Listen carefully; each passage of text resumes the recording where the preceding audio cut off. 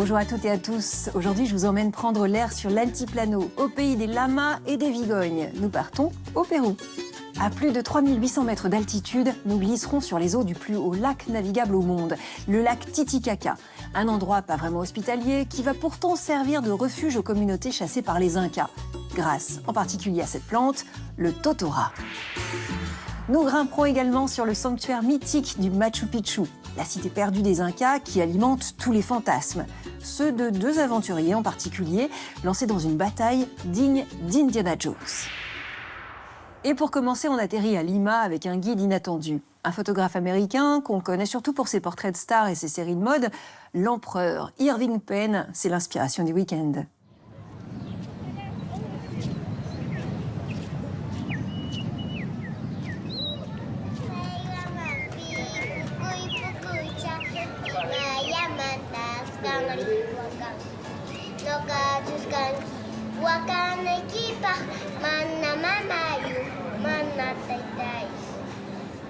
Sous les jupons saillants aux couleurs arc-en-ciel, les enfants des Andes entonnent leur comptine dans la langue des Incas, le quechua, toujours vivant malgré 3 siècles de colonisation espagnole. Ce peuple de paysans des hauts plateaux de la cordillère des Andes a enivré l'un des plus grands photographes de mode du XXe siècle, le New-Yorkais Irving Penn.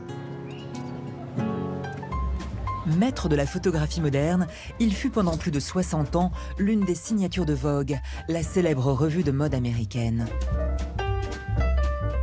C'est au cours d'un inoubliable voyage dans le Pérou des années 40 qu'il pose les bases de son style et qu'il affirme son amour pour le travail en lumière naturelle et le portrait en studio. Un séjour improvisé à Cusco sera aussi le point de départ d'une œuvre plus personnelle au contact des populations indigènes.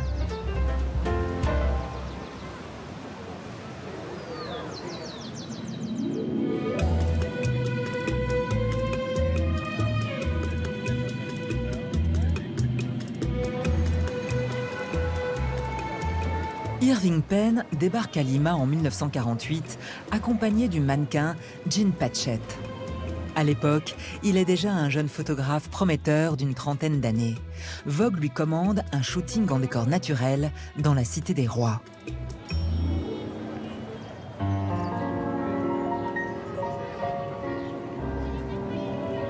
Dans le centre-ville, la place San Martín et son architecture hispanique, inaugurée pour le 100e anniversaire de l'indépendance du pays, est à l'époque le cœur battant d'une Lima glamour et cosmopolite.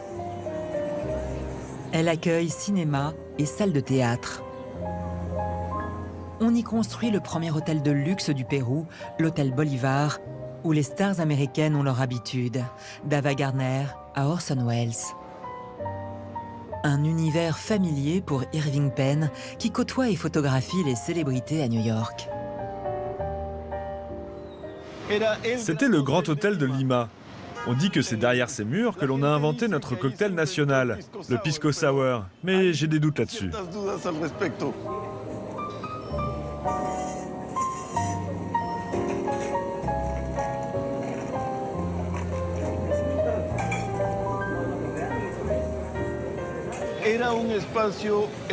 C'était un espace élégant. Il existait un code vestimentaire pour venir dans le centre de Lima, notamment Place San Martín.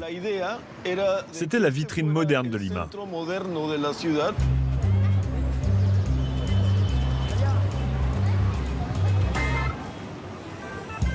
Comme tous les Américains de passage, Irving Penn rayonne autour de la place San Martín. Il s'amuse à rompre avec les codes d'une société liménienne encore très patriarcale, plaçant Jean Patchett dans des lieux et des postures improbables pour une femme et pour l'époque.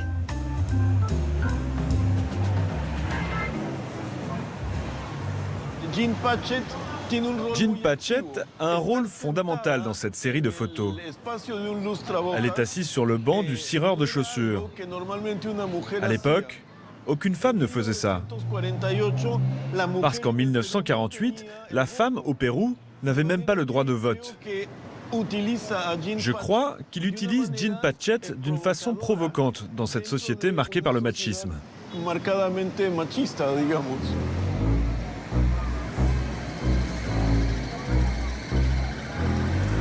Muchas gracias. Merci beaucoup. No, sin azúcar. Sans sucre, c'est gentil. Gracias, muy amable. Dans un café typique de la place Sainte-Martine, autre espace réservé aux hommes, va naître un célèbre cliché d'Irving Penn. Estos cafés ya son pocos, pero Ces cafés typiques, il en reste peu. Mais ils ont quelque chose qui parle d'une autre Lima, et c'est ça qui fait leur charme. Le sol en damier, les boiseries sur les murs. Nous, les Liméniens, nous sommes toujours en train de les chercher, car ils véhiculent en nous une nostalgie toute particulière. Jouant avec la matière, les volumes et l'attitude de son mannequin, le jeune photographe de mode dévoile déjà son instinct du tombé, sa maîtrise des courbes et son regard décalé, inimitable.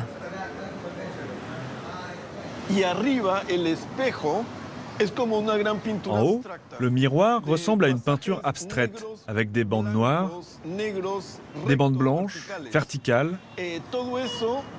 Cela donne un contraste très fort avec son chapeau qui coupe le miroir. Cette géométrie avec son corps en forme de L, c'est très novateur pour l'époque.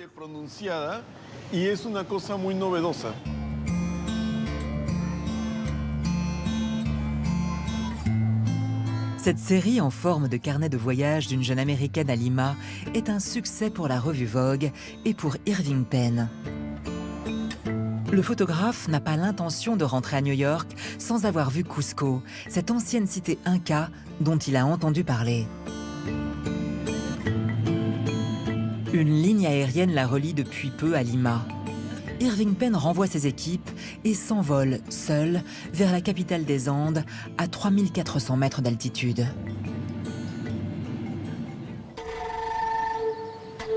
L'artiste l'ignore encore, mais ce séjour à Cusco lui réserve des découvertes qui vont marquer un tournant dans sa carrière. L'arrivée en avion est déjà une aventure. Comme nombre de voyageurs occidentaux, Irving Penn est cloué au lit pendant 3 jours, atteint du mal de l'altitude. Le 4e jour, je me suis levé avec une énergie que je n'avais jamais ressentie jusqu'ici. Je me suis précipité dans le centre-ville.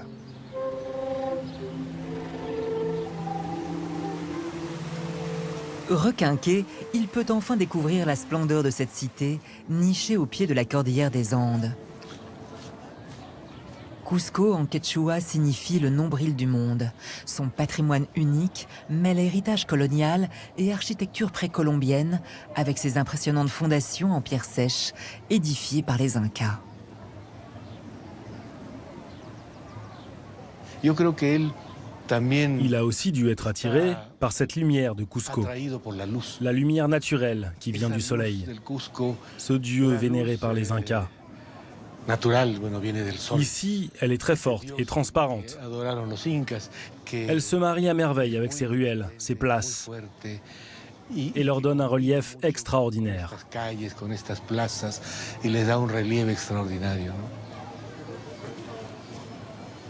Au détour d'une ruelle, Irving Penn découvre le travail des photographes locaux. J'avais envie de prendre des photos. Et, par un hasard incroyable, j'ai trouvé en plein centre un studio en lumière naturelle. Les photographes de Cusco ont mis au point une technique originale qui permet de faire entrer le soleil des Andes dans leur studio. C'est le studio de mon grand-père, dans les années 25-30.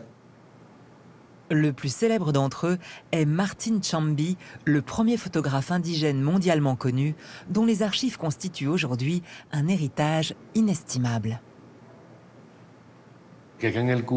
Ici, à Cusco, nous avons 9 mois de lumière très intense et il fallait travailler avec cette matière naturelle en la tamisant avec un verre blanc, ce qui permettait d'adoucir la lumière. Ces artistes photographes, ces amoureux du portrait, avait parfois, comme mon grand-père, un grand toit, une grande source de lumière qu'il contrôlait et avec laquelle il jouait grâce à un système de rideaux qu'ils ouvraient et fermaient à leur guise pour jouer avec les effets d'ombre et de lumière. Irving Penn loue un studio local. Grâce aux techniques des photographes de Cusco, il débute l'un de ses projets les plus personnels et les plus étonnants. Un grand mur de lumière au nord, un sol en pierre, un fond en toile peinte, un rêve qui se réalise. Il ouvre la porte du studio, invitant le chaland à entrer.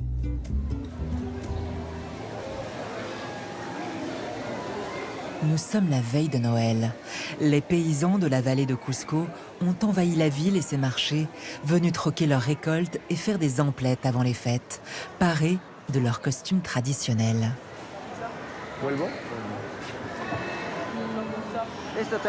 Celui-là est plus fin et plus grand. Plus fin, d'accord. Les couleurs sont vraiment belles. Il existe une tradition très forte dans la culture andine, depuis l'époque préhispanique jusqu'à aujourd'hui. Ce sont les tissus élaborés à partir de laine d'alpaga. Certaines communautés se sont spécialisées dans le tissage de tissus aux couleurs très chatoyantes. Les femmes superposent des jupes les unes sur les autres. On les appelle les polieras. On peut aussi distinguer les communautés andines à partir des motifs et des couleurs qu'elles utilisent. Et aujourd'hui encore, ces traditions perdurent. Toute cette richesse du personnage ou de sa communauté se rend visible à travers son vêtement, qui est un marqueur culturel. Je crois que cela a dû émerveiller Irving Penn.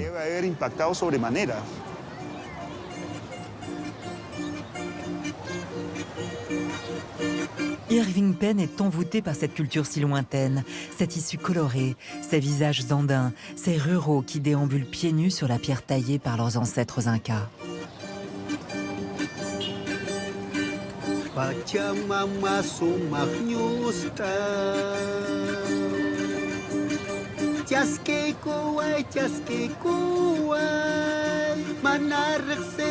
En 3 jours, il réalise 2000 clichés des gens des rues, initialement publiés en couleur. Devant l'objectif du photographe américain, apparaît la vie simple des gens des Andes et sa noble symbolique. D'une certaine façon, avec son regard d'occidental et de photographe de mode, il intègre l'indigène dans le studio. Il rend hommage à cette grande tradition de photographie en studio. Et ce n'est pas un regard ethnographique, mais un regard qui rend hommage aux vêtements indigènes, aux couleurs, aux textures, aux bonnets andins, à la peau. C'est donc une grande contribution et quelque chose de complètement novateur dans cette grande tradition.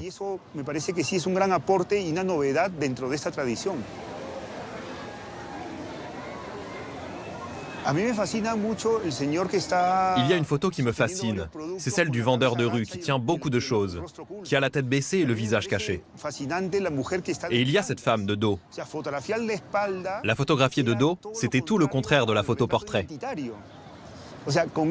À travers cette photo, Penn lance un manifeste clair et sans ambiguïté de ses préoccupations. L'amour du tissu, de la matière, de la personne qui représente une identité culturelle. Et c'est là tout son génie.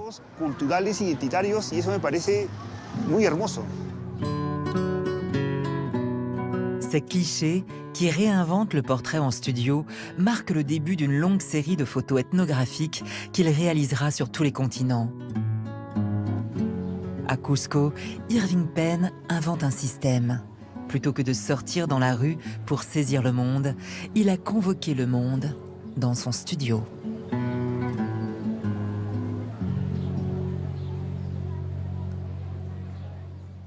Au Pérou, l'autre star de la mode, c'est la Vigogne, symbole du luxe à l'état sauvage. C'est le clin d'œil de Thomas Chauvineau. C'est le pull le plus cher du monde. Il vient du Pérou. On ne le touche qu'avec les yeux en feuilletant les magazines de mode, ceux pour lesquels travaille le photographe Irving Penn. Plus chic que l'alpaga, bien plus cher que le cachemire, il y a dans les Andes une matière noble, la laine de Vigogne. Elle coûte les yeux de la tête, les Incas l'appelaient la laine des dieux. Ces dieux ont le sens des affaires, la laine de Vigogne est la plus luxueuse de toutes les laines. On la récolte d'ailleurs comme à l'époque précolombienne, selon une technique millénaire qu'on appelle le tchakou. On capture l'animal qui vit en liberté, on le tond sans lui faire mal, puis on le relâche. Les Incas sacrifiaient peut-être des jeunes filles vierges, mais au moins ils respectaient le droit animal. On ne peut pas en dire autant des conquistadors. Au Pérou, ils n'y sont pas allés avec le dos de la cuillère. Ils ont décimé les autochtones, comme les Vigognes, jusqu'à ce que Simon Bolivar, président du pays, promulgue une loi qui protège l'espèce. Je parle de la Vigogne, les Incas n'ont pas eu cette chance. Mais qu'est-ce qu'elle a donc, cette bestiole, pour que sa laine coûte aussi cher? C'est la plus fine de toutes les laines, 12 microns de diamètre, 5 fois plus petit qu'un cheveu, mais surtout, elle est creuse à l'intérieur, ce qui lui permet de retenir la chaleur. Et il faut au moins ça pour les Vigognes, parce que ça caille sur la cordillère où elles vivent, à 3500 mètres d'altitude. Et en plus d'avoir une laine qui tient chaud, elle a aussi, comme l'air est rare, des poumons et un cœur gros comme ça. Elle n'est pourtant pas bien grande avec ses 80 cm au garrot. Et en même temps, elle est libre dans sa tête, la Vigogne. C'est une espèce impossible à domestiquer, ce qui explique aussi le coût de sa laine. Tout ce qui brille n'est pas de l'or, mais pour la Vigogne, pas besoin de briller pour être précieux.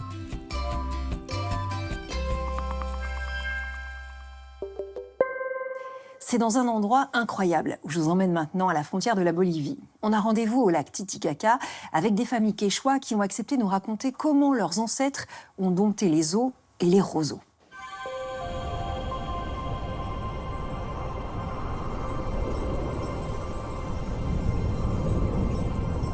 À la frontière du Pérou et de la Bolivie, posé sur les sommets de la cordillère des Andes, trône le plus haut lac navigable au monde, le Titicaca.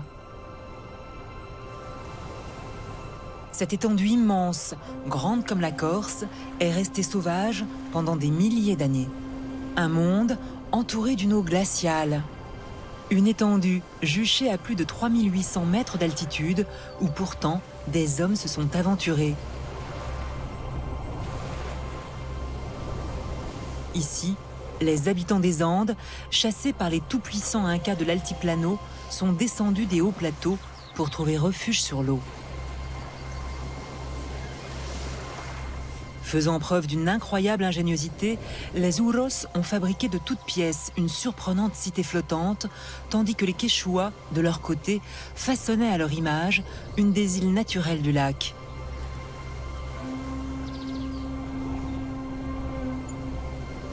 Un espace hostile, transfiguré par ses habitants, jusqu'à devenir pour eux un lieu protecteur.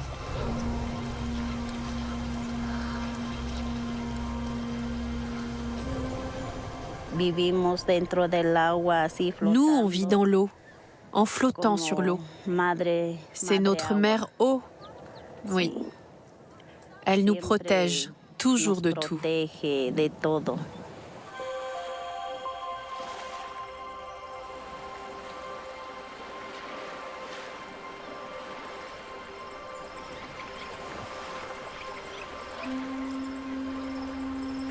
Au nord-ouest du lac, sur les côtes péruviennes, se trouve la baie de Puno. Elle abrite un écosystème particulier. Dans ces eaux peu profondes, s'étendent à perte de vue des prairies de totora, un roseau endémique.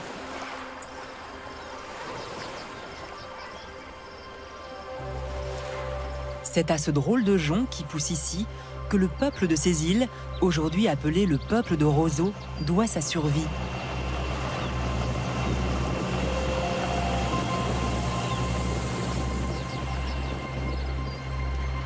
Rubén Lujano est l'un d'entre eux.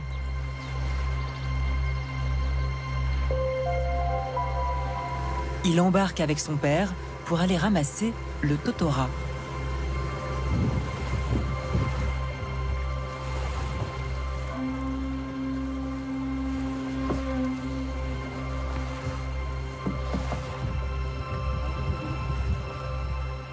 Ça, c'est l'un des instruments que nous utilisons.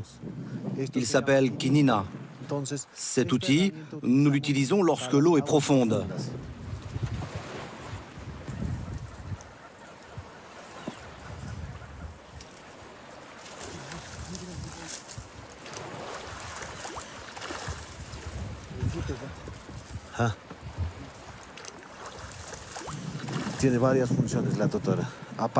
Le totora a beaucoup de fonctions pour nous. Nous l'utilisons pour construire nos îles, les toits de nos maisons, les murs. Et la partie qui est connectée avec la racine, nous la mangeons. Ça a un goût de laitue.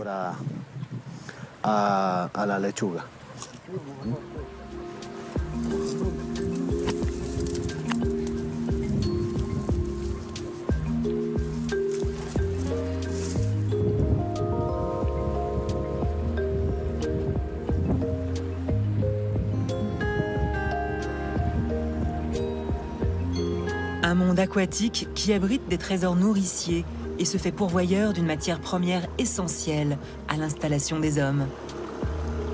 Ce roseau prodigieux a permis à tout un peuple de s'établir ici.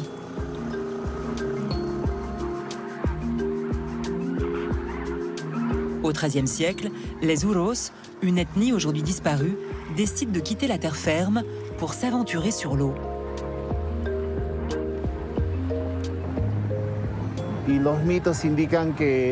La légende dit que les Uros viennent des premiers temps, c'est-à-dire au commencement du monde andin. Ils cohabitaient avec les géants. Ils pouvaient parler avec les oiseaux, avec les pierres. Du coup, les Uros ont toujours fait un peu peur à cause de cette dimension magique.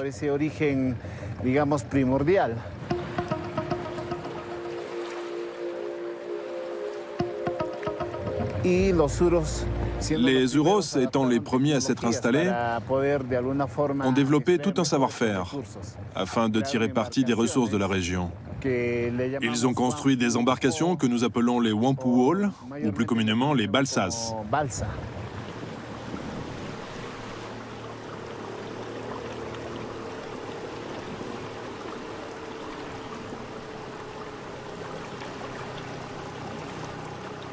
Ils ont également inventé différents outils pour la chasse et la pêche. Le meilleur exemple de cette créativité, ce sont ces îles flottantes. Ces îles flottantes, créées par les Uros, sont de véritables cités lacustres. Un ensemble de plateformes mobiles créées à partir du seul matériau disponible dans la lagune, le totora. Le jonc séché est superposé en épaisses couches de 80 cm, créant ainsi de véritables radeaux géants, à la fois souples et résistants. Ils ont fabriqué ces îles flottantes pour se déplacer sur le lac.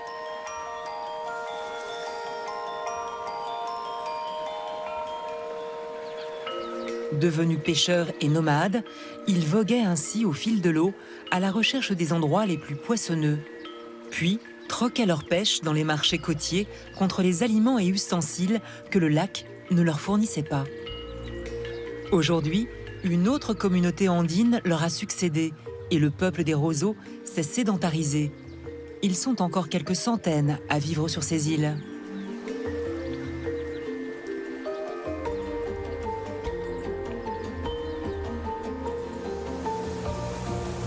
Si la vie sur ces îles tourne encore autour du totora, aujourd'hui, la plupart des habitants vivent du tourisme.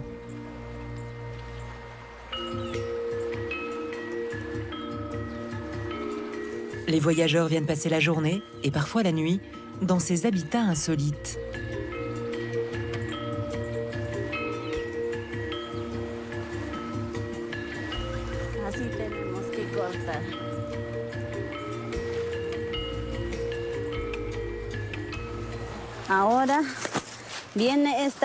Aujourd'hui, cette maison, c'est la version moderne. Celle-là, c'est ma maison, et celle-là, c'est la vieille maison, celle dans laquelle vivaient mes grands-parents. On l'appelle Chuhula.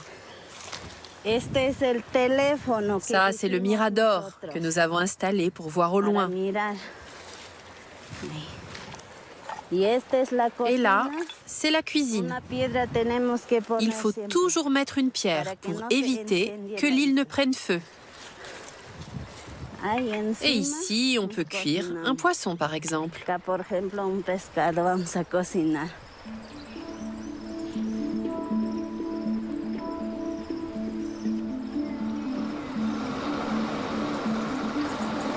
Sur le lac Titicaca, l'insularité a fabriqué des microcosmes. À chaque île, son ethnie et sa culture.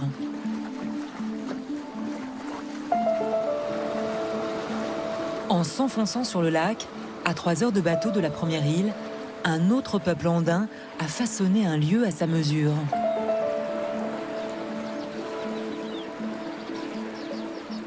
Taquilé est une île naturelle aux allures méditerranéennes. Ses flancs ont été taillés en terrasses pour accueillir les cultures de pommes de terre, de fèves et de quinoa. Une technique qui date de l'époque inca. Et pour cause. Au XVe siècle, l'empereur inca Pachacútec aurait exilé sur ce caillou de 5 km² un groupe d'Indiens quechua. Aujourd'hui, ils sont encore 2000 à vivre ici. À Taquilé, certains aspects de la vie quotidienne semblent ne pas avoir changé depuis 6 siècles. Si la colonisation espagnole a laissé quelques traces, comme le catholicisme, l'isolement a permis aux Quechua de conserver leurs coutumes séculaires, comme le tissage.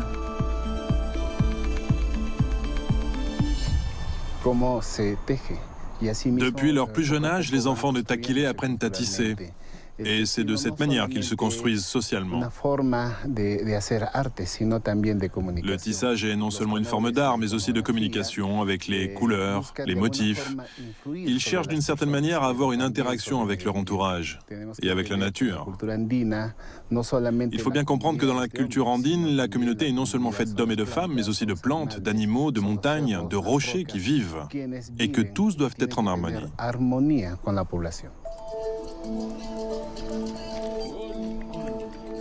L'île vit aujourd'hui de son artisanat. Le textile de Taquilé est classé au patrimoine immatériel de l'UNESCO et les revenus de ce commerce sont partagés entre toutes les familles de l'île. À Taquilé, chacun sa spécialité. Les hommes tricotent et les femmes tissent. Et on ne rigole pas avec ce savoir-faire. Tout le monde porte les habits traditionnels.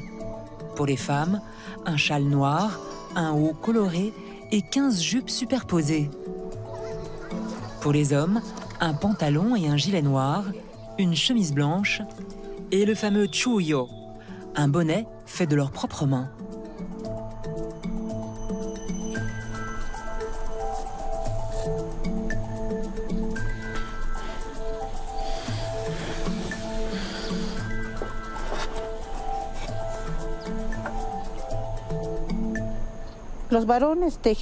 Les hommes tricotent ce qu'on appelle un chuyo.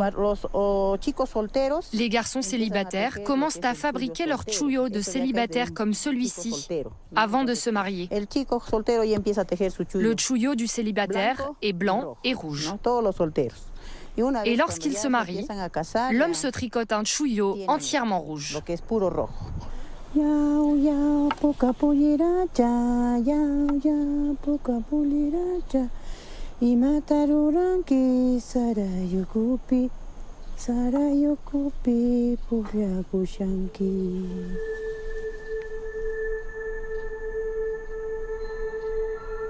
Taquilé est largement épargné par la modernité du continent. Un seul village, pas de voiture, à peine quelques magasins et de rares voyageurs qui viennent retrouver les traditions immuables d'un peuple insulaire qui a fait de ce lac inhospitalier sa terre d'accueil.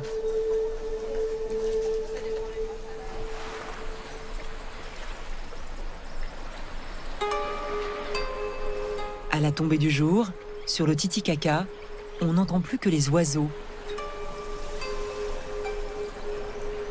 Qu'ils soient de Taquilé, comme des îles flottantes, les pêcheurs en profitent pour aller poser leurs filets. De génération en génération, les mêmes gestes se répètent, inlassablement. Moi, j'ai appris avec mon père. J'étais tout petit. Maintenant que je suis adulte, je fais comme mon père. Je jette mes lignes pour nourrir ma famille.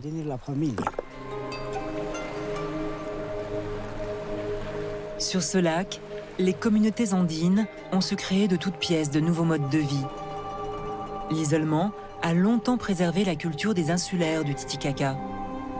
Aujourd'hui, s'ils luttent pour préserver leur monde, ils s'adaptent aussi à la modernité, comme ils ont toujours su s'adapter à leur environnement.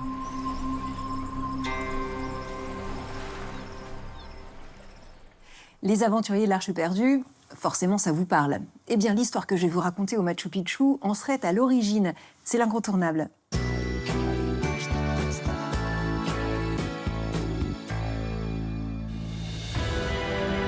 Au cœur des Andes, la nature semble toujours avoir conservé ses droits le long de la rivière Urubamba. Au détour d'une montagne, cachée par les nuages et la jungle péruvienne, le Machu Picchu. Ce nom évoque l'audace, l'aventure, la quête de la cité perdue et un trésor archéologique. Cette citadelle majestueuse, témoignage de la puissance et du développement du peuple inca, fascine. Chaque année, plus d'1 million de visiteurs jouent les Indiana Jones et grimpent jusqu'à 2400 mètres d'altitude sur les traces de cette civilisation légendaire. Incontournable Machu Picchu qui cache une toute autre histoire. Celle d'une course entre deux hommes au début du XXe siècle. Deux explorateurs acharnés avec une seule obsession, découvrir non pas l'Eldorado, mais la cité perdue. Cette quête permettra la découverte du Machu Picchu. Une guerre d'aventuriers que nous raconte l'archéologue José Pastante. C'était une époque où tous les pays développés cherchaient à découvrir de nouvelles choses, à s'attribuer des découvertes. Il faut se rappeler qu'à l'époque, les États-Unis veulent maintenir, voire augmenter leur présence sur le territoire sud-américain.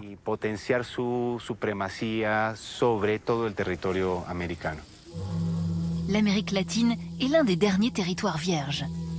Deux hommes vont en faire leur terrain de chasse. D'un côté, l'Américain Hiram Bingham, diplômé de la prestigieuse université de Yale, professeur à Harvard, archéologue émérite. Et de l'autre, le Britannique Percy Fawcett, un ancien militaire, une tête brûlée. L'Américain choisit le Pérou, l'Anglais est envoyé en Bolivie.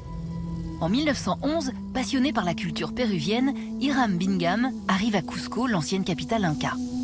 Il commence à enquêter, mais il n'existe aucun écrit du temps des Incas. Le peuple était de tradition orale. Les seuls documents qu'il trouve sont postérieurs à l'arrivée des conquistadors dans la région.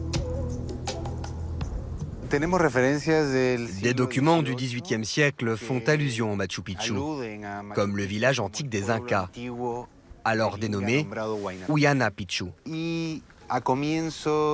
Et au début du XXe siècle, en 1904, on voit apparaître sur un atlas géographique le nom du village de Huayna Picchu. Ce qu'il recherchait, parmi les différents objectifs de l'expédition, c'était les cités perdues des Incas. La même année, Percy Fawcett est en expédition sur le même continent. Entre le Brésil et la Bolivie, le voyage est un enfer. L'équipe s'enfonce dans la forêt tropicale et se fait attaquer par des bêtes sauvages. Mais Fawcett est persuadé de trouver une civilisation perdue en Amazonie. Une civilisation qu'il nomme Z. À 3000 km à l'ouest, Hiram Bingham pense avoir trouvé la bonne vallée. Mais rien à l'horizon. Au bout de 6 jours de marche, un Indien s'approche de son campement, visiblement intéressé par l'alcool dont dispose l'explorateur. Pour 50 cents, le paysan lui propose de visiter des ruines le lendemain. Ces ruines seraient sur le plateau d'une montagne, et depuis la vallée, on ne perçoit rien. Lorsque Bingham arrive ici le 24 juillet 1911, le Machu Picchu était largement recouvert par la végétation. 3 familles de paysans travaillaient certaines des terrasses, mais la majeure partie du site n'était pas visible, cachée par les plantes, comme on peut le voir sur les photos prises ce jour-là.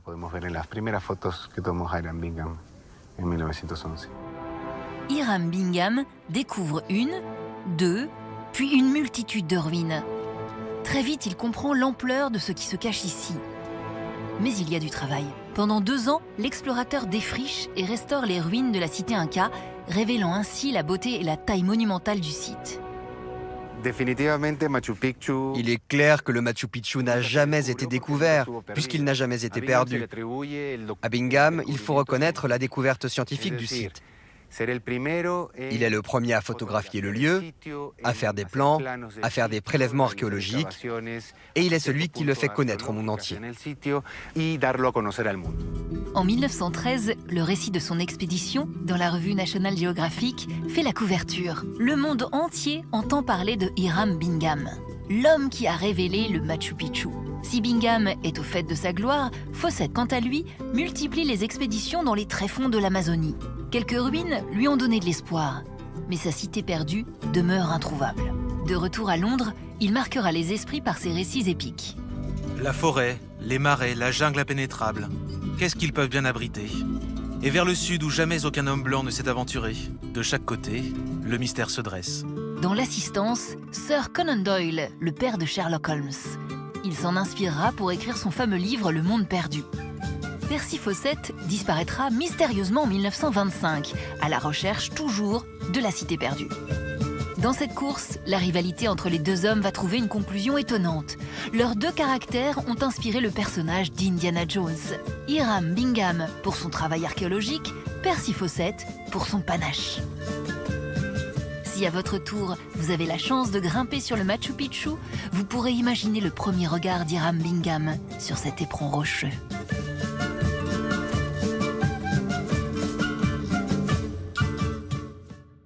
Et voilà, c'est ainsi que s'achève notre virée au Pérou. On se retrouve lundi avec 4 voyages inédits. Je vous souhaite à toutes et à tous un excellent week-end et comme on dit à Cusco, hasta luego.